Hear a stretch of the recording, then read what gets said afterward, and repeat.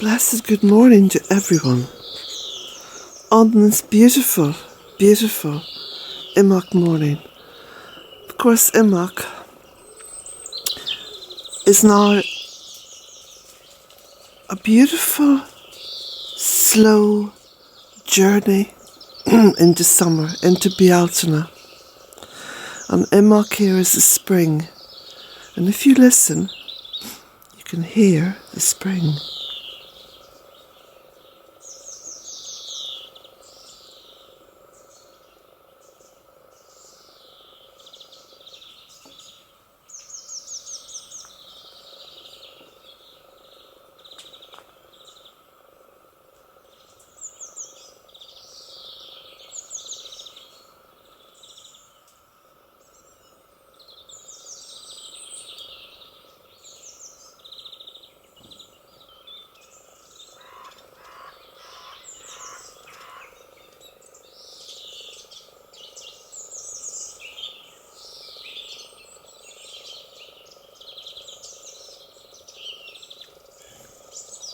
So the birds will tell you before the weather does.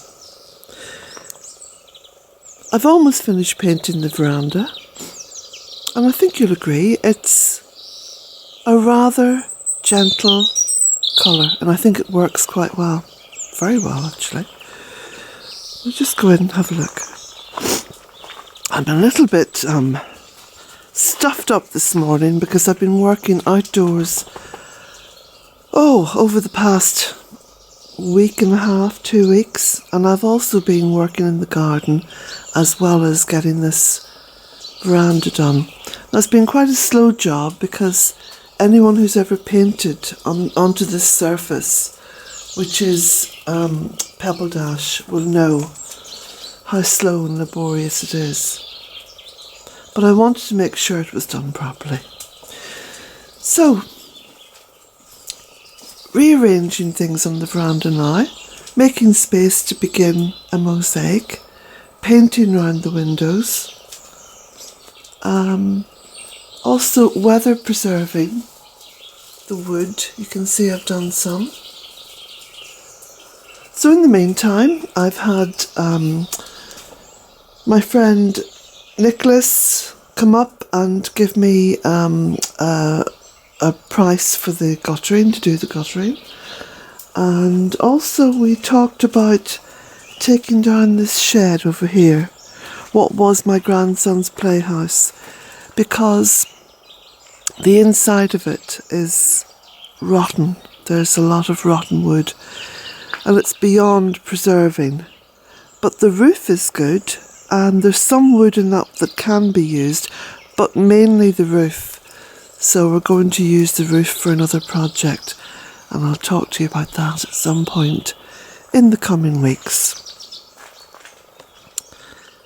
Jack has had some watermelon this morning. Look at how he scrapes. He actually just scrapes all the fruit off that skin. He absolutely adores it. Look, he loves watermelon, don't you, Jack? So I also employed another person yesterday for the day. He was here working for the day and he was doing coppicing, and he also took down a couple of the trees that were just not getting enough room. So there was a spruce tree between this beautiful cherry and the lime tree at the back, and you can see there wasn't a lot of space between those two trees, and in order to give the two deciduous trees plenty of room, the spruce had to come down. But that's fine. We've made a big habitat pile out of the branches, and I've got some wood now to put into the barn. And of course, a lot of the woodland management now is about managing the woodland, as it says, which involves, as the trees grow and they get bigger, to ensure that all of them have enough space. Because of course trees like to spread, and especially deciduous trees. Jack's having a second go on the skin of that watermelon.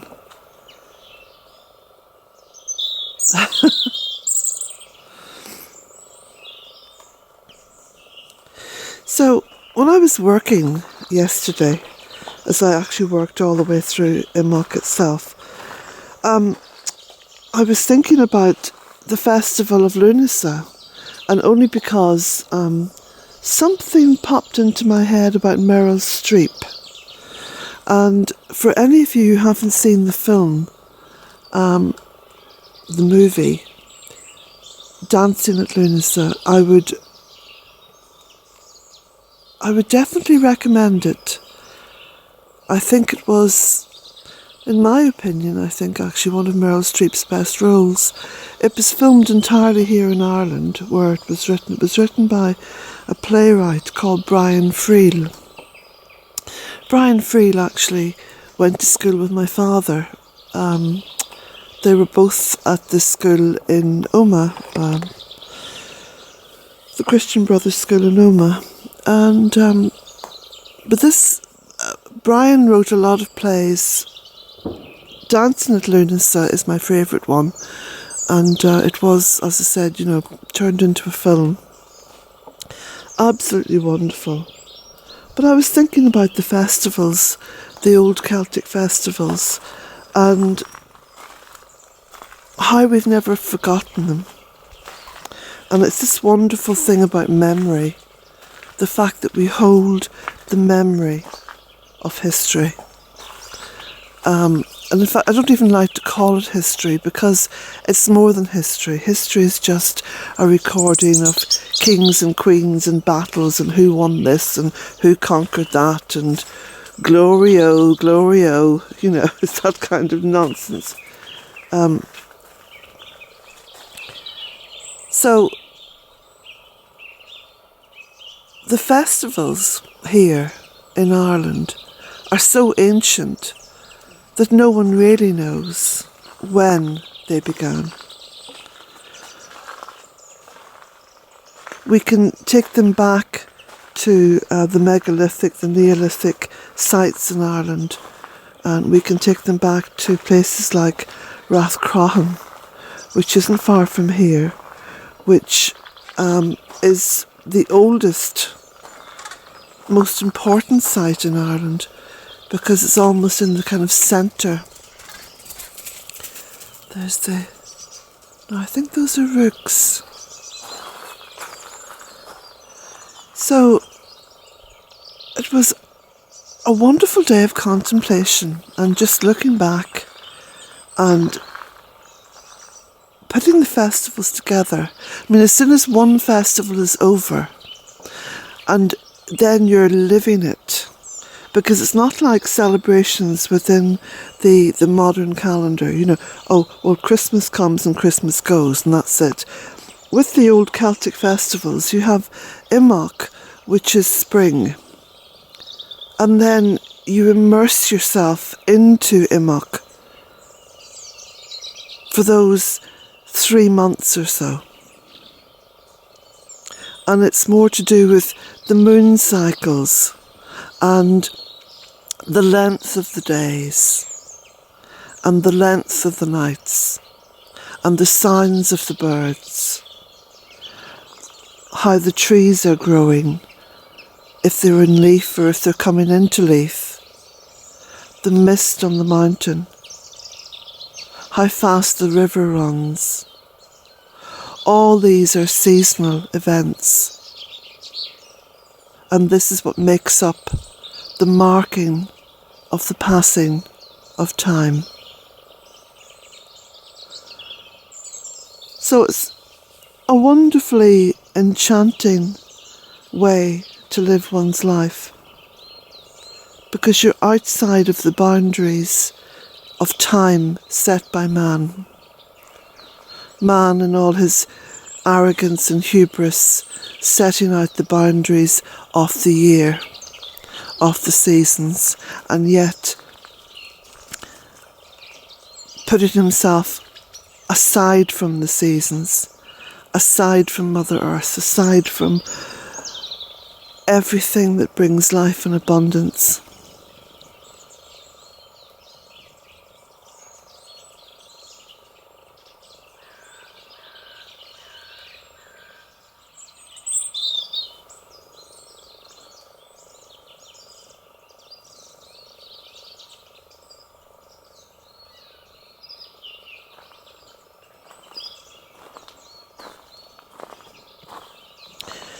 So my friend worked down through the woodland yesterday and got about halfway down. There's still some more work to do. There's masses of coppicing to do. And there are trees which are growing into other trees, which we'll try to sort out as best we can this side of Imbolc. Because we're just in the beginning, just at the very birthing stage, well, almost pre-birthing stage, although you can see there are quite tangible changes, like these buds, flowers about to come out. There were some bees in the garden the other day, and I took some photographs of them on the Mahonia. Wild bees, of course. I don't really record the journey of the honeybee because there are very few honeybees here, and I certainly don't keep hives. So when I talk about the bees, I am talking about the wild bees.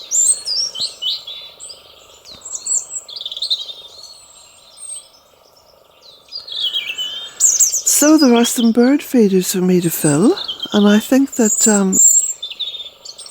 that little robin up there is probably saying, and what about me? Are you going to scatter some oats, Colette?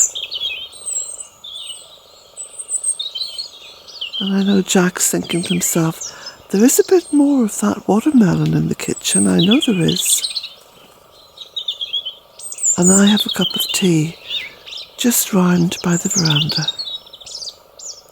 So blessings to you all on this beautiful, beautiful morning of Imbolc. And there'll be many more mornings of Imbolc. And the celebration and the appreciation continues. In order to be truly alive, you have to be a part of it. Not a part, but a part.